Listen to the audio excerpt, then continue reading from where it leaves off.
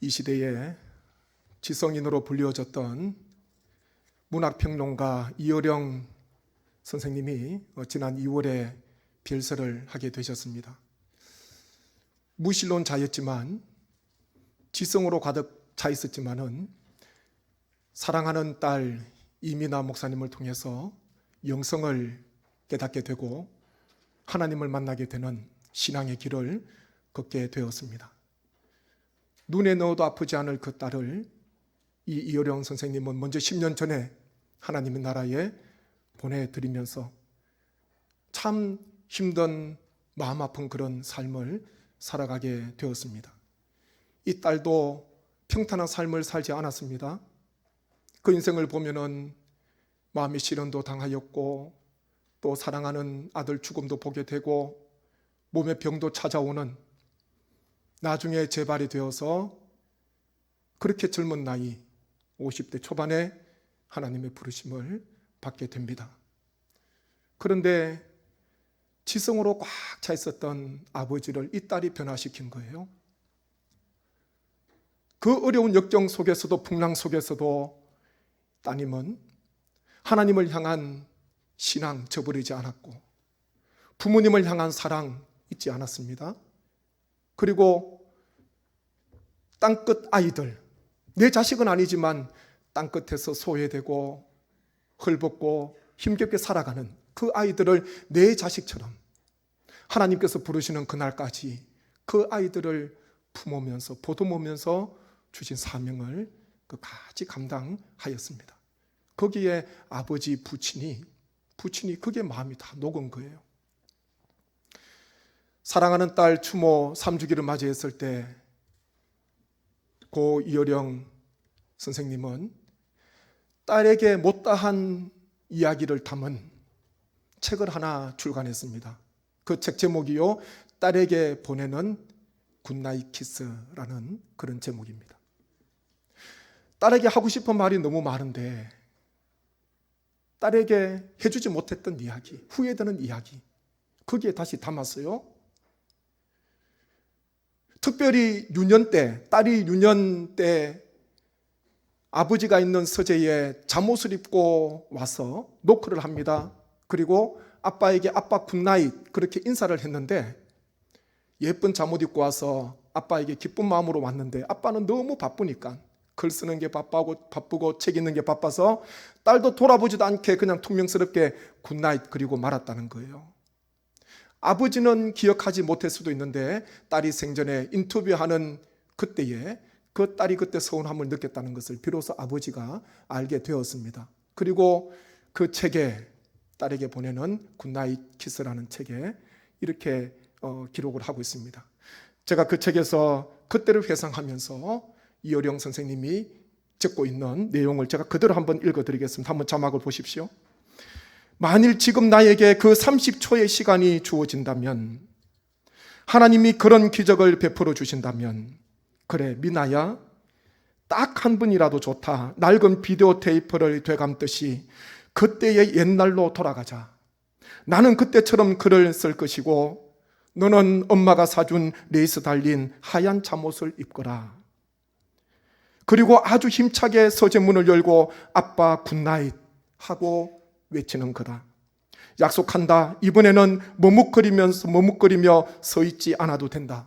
나는 글 쓰던 펜을 내려놓고 읽다만 책장을 덮고 두 팔을 활짝 편다.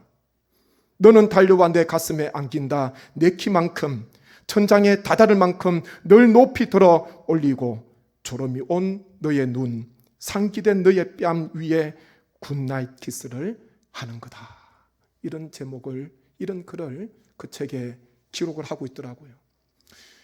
이 외에도 딸에게 못다한 이야기, 그 책에 많이 담고 있습니다. 제가 읽어보니까요, 참 마음에 감동이 있더라고요. 순식간에 책을 읽을 수가 있습니다. 부친이 무엇을 이야기하고 있습니까? 하나님께서 만약 그때로 돌아갈 수 있다면 저에게 30초, 3시간도 아닙니다. 3일도 아닙니다.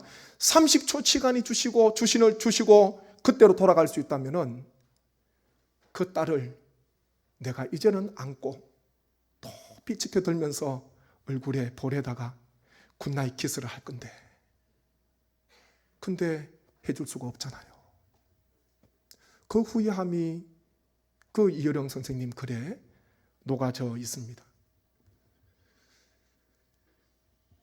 가장 먼 거리는 머리에서부터 가슴까지다, 그런 이야기를 하지 않습니까?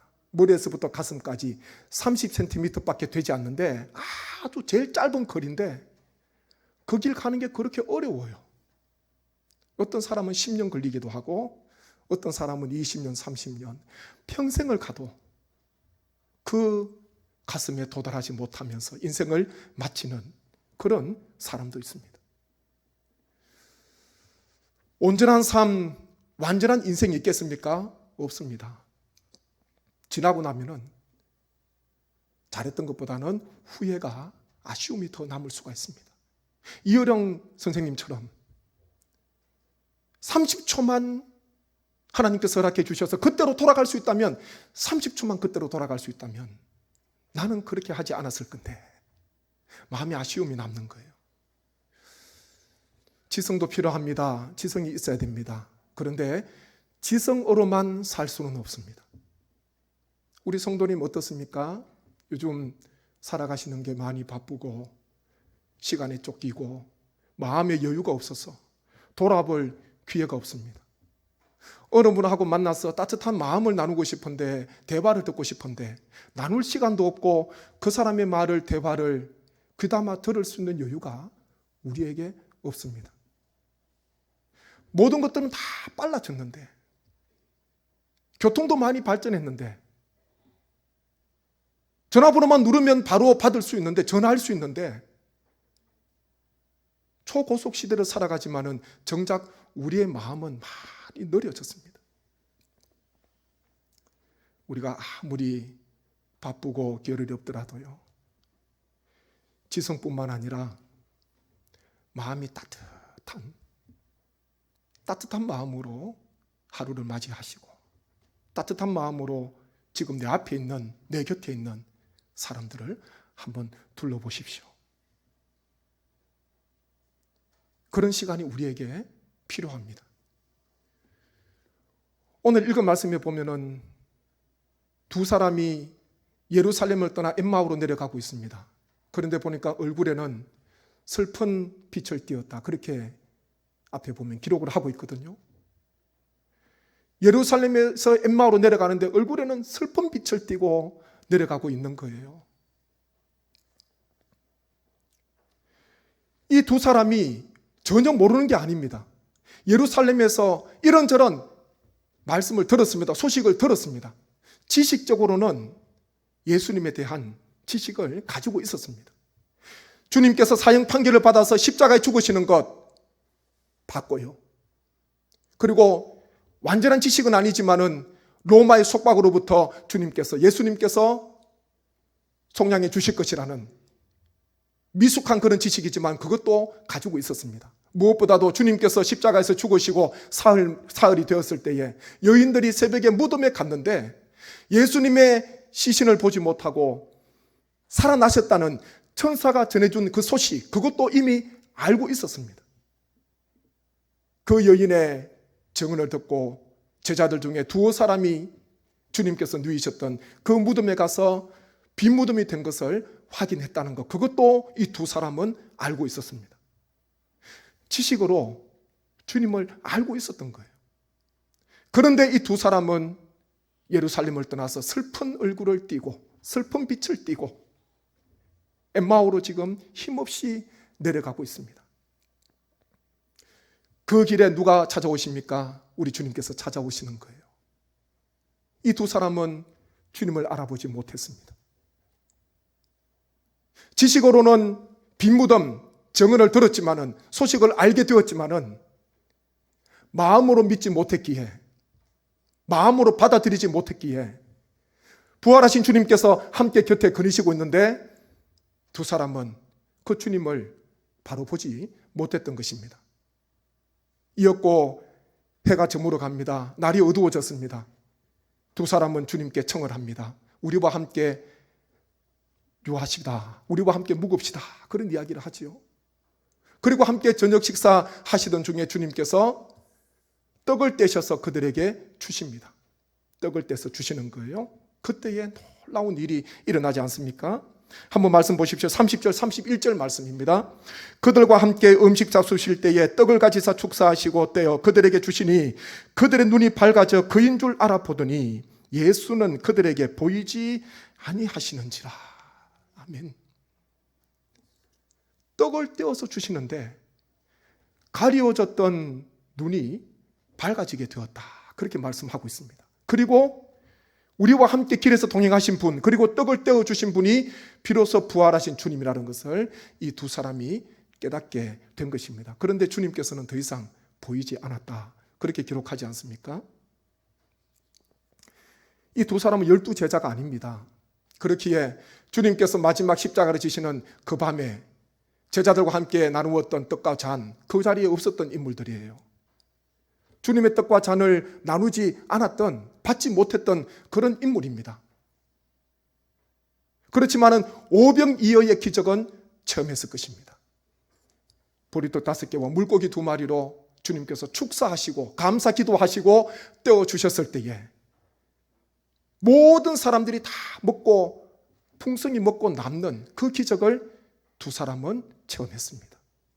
주님께서 떡을 떼어 주실 때에 오병이어 보리떡 5개를 취하셔서 감사기도 축사하시고 떼어 주시던 그때가 기억났을지도 모릅니다. 떡을 떼어 주실 때요, 주님께서는 어두운 눈을 주님께서 환하게 밝혀주셔서 비로소 머리로만 알고 있던 그 지식들 마음으로 믿게 되고 주님을 밝히 바라보게 되는 놀라운 역사가 그날 저녁에 일어난 것입니다. 주님께서, 부활하신 주님께서 이 두 사람을 찾아오시는데, 부활하신 주님께서 이 두 사람 외에 다른 더 많은 사람들에게 주님께서 찾아가실 수도 있잖아요. 예루살렘에 있는 모든 사람들, 제자들에게 다 불러 모으라 그렇게 말씀하시고 몇천 명, 몇백 명, 수많은 사람들 앞에서 주님의 부활하심을 보여주실 수도 있습니다. 그런데요, 슬픈 얼굴을 하면서 엠마오로 내려가는 두 제자, 아무도 관심 갖지 않는 사람들입니다. 연약한 사람들입니다. 두 사람밖에 안 돼요. 그런데 주님께서는 부활하시고 이 두 사람을 찾아오신 거예요. 누가복음에 기록되어 있는 사건입니다. 다른 복음서에서는 이 기록이 없습니다. 두세 사람이 모인 곳에도 주님께서 함께 하신다 말씀하셨고, 사람들의 관심은 그 교회가 얼마나 많이 모이는가, 뭐 예산이 얼마인가, 그게 관심이 많더라고요. 그래서 저 교회는 좋은 교회, 저 교회는 약한 교회 판단하기도 하는데, 그것은 어디까지나 인간적인 판단입니다. 나중에 주님 앞에 섰을 때에 과연 이 땅에서 평가받는 그 평가가 그대로 천국에서도 이어질까? 제가 볼 때는 아닐 것 같아요. 이 땅에서 높은 자리에 있는 분이 천국에서 가장 후미에 앉을 수도 있고요. 이 땅에서 가장 연약하고 작은 그 교회가 천국에서는요, 큰 교회가 될 수도 있는 것입니다. 주님께서는 두 사람, 많은 사람도 아니라 두 사람이 엠마오로 내려가는 그 길에도 주님께서 찾아오셨는데, 저는 이 말씀이 얼마나 은혜가 되는지 모릅니다. 지금 우리나라에도 작은 교회가 참 많이 있습니다. 작은 교회가 100명 이상 모이지 못하는 교회도 참 많이 있고요. 거의 경북에도 경남에도 95% 정도가 많은 그 교회들이요, 어려움 가운데 처해 있는 거예요. 그렇지만은 예수 그리스도를 영접하고 바른 신앙 고백 위에 주님 앞에 예배드리며 주님 앞에 엎드리는 그 성도들, 주님께서는 그 중심을 보시고 지금도 여전히 그들의 예배를, 성도들의 예배를 우리 하나님께서는 받으실 줄로 믿습니다. 눈을 열어주시니까 주님을 보게 된 겁니다. 그게 은혜지요. 세상의 물정 아무리 눈이 밝고 세상에 많은 지식을 가지고 있다 하더라도 영적인 눈이 가리워져 있으면 그 인생 많은 것 이룬 것처럼 보이지만 나중에는 다 수포로 돌아갑니다. 수포가 무엇입니까? 물거품이죠. 부피는 많아 보이지만은 아무것도 아니에요. 햇빛에 다 그냥 사라집니다. 대단한 것 이런 것처럼 보이지만은 아닙니다. 영적인 눈으로, 밝은 눈으로 살아가지 못한다면 나중에 다 잃어버릴 수밖에 없는 것입니다. 떡을 받으면서 눈이 밝아지고 난 뒤에 주님께서는 이들을 떠나셨습니다. 다른 곳으로 가셨지요. 그리고 이들이 이런 말을 하고 있습니다. 32절 말씀 한번 보십시오. 32절입니다. 같이 한번 읽습니다. 그들이 서로 말하되 길에서 우리에게 말씀하시고 우리에게 성경을 풀어주실 때에 우리 속에서 마음이 뜨겁지 아니하더냐 하고. 아멘. 주님께서 길에서 동행하실 때에 마음에 더디 믿는 자들이요, 선지자들의 말을 더디 믿는, 마음에 더디 믿는 자들이요, 주님께서 말씀하시면서 성경에 기록된 모든 예수 그리스도에 관한 모든 말씀을 다 풀어서 말씀해 주셨습니다. 떡을 받고 보니까요, 서로 그런 이야기를 하는 거예요. 조금 전에 길에서 주님께서 말씀하셨는데 그때에 우리의 마음이 뜨거워졌다. 냉랭하게 식었던 마음, 슬픈 얼굴, 슬픈 빛을 띠면서 엠마오로 내려가고 있었는데 이곳까지 왔는데 말씀을 풀어주실 때에 왠지 마음이 뜨거워졌다는 거예요. 그것을 지금 고백하고 서로 간증을 하고 있는 것입니다. 이 마음이 뜨거운 것, 우리 성도에게 있어서 얼마나 중요한지 모릅니다. 예레미야 선지자가 하나님 말씀을 전합니다. 그 말씀은 좋은 메시지가 아니잖아요. 파멸이고 심판이고 멸망입니다. 돌이키지 않으면, 회개하지 않으면 하나님께서 다 심판하시고 멸망시킨다는 그 메시지, 엄중한 말씀을 전합니다. 그런데 예레미야에게 돌아왔던 것은요, 백성들의 수모, 백성들의 모욕, 조롱거리였습니다. 말씀을 전하면 전할수록 얼마나 핍박이 심한지 모릅니다. 예레미야는 눈물의 선지자잖아요. 고국이 무너지는 것, 멸망하는 것 다 눈으로 보게 되었고, 끝까지 하나님 말씀에 순종하지 않고 돌아오지 않음으로 말미암아, 회개하지 않음으로 말미암아 바벨론으로 포로로 잡혀가는 그 모든 일들을 직접 목도하면서 많은 눈물을 흘렸습니다. 그래서 예레미야 애가 슬픈 노래를 지으면서 하나님 앞에 나아갔던 인물 아닙니까? 멸망과 파멸 좋아할 사람이 누가 있습니까? 말씀을 전하면 전할수록 핍박이 있잖아요. 그래서 예레미야는 그런 결심을 합니다. 내가 다시는 이제는 하나님 말씀 전하지 않을 거야. 그렇게 이야기합니다. 우리에게도 그런 일이 있을 수 있습니다. 주님의 일을 하고 주의 사명 감당하는데 생각지 못한 어려움들, 역경들, 고난들 찾아오면은 이제는 사역의 사명에 조금 한 발치 멀리 떨어져서 깊숙이 하지 않을 거야. 열심히 하지 않을 거야. 그렇게 생각하시는 분들도 있더라고요. 안타까운 일이죠. 하나님께서 그 예레미야에게 이런 메시지를 허락하십니다. 한번 보십시오. 예레미야 20장 9절 말씀입니다. 내가 다시는 여호와를 선포하지 아니하며 그의 이름으로 말하지 아니하리라 하면 나의 마음이 불붙는 것 같아서 골수에 사무치니 답답하여 견딜 수 없나이다. 같이 한번 더 읽겠습니다. 시작.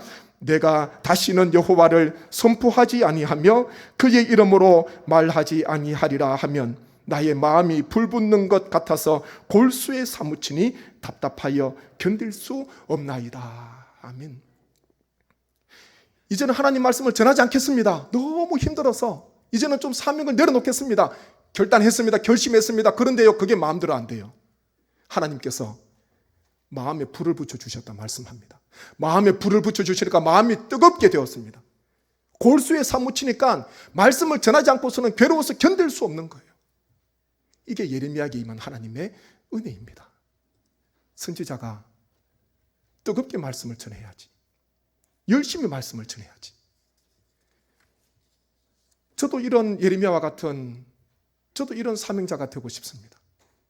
시간이 되었기에 강단에 올라가서 말씀을 전하고 냉랭한 마음으로, 저도 은혜 받지 못하고 성도님들은 은혜를 받는지 말씀을 들으시는지 아무 관심 없고, 시간이 되었으니까 말씀을 전하고 하단하고, 또 주일이 돌아오니까 말씀을 습관적으로 형식적으로 준비해서 말씀을 전하고, 저는 그렇게 하기 싫어요.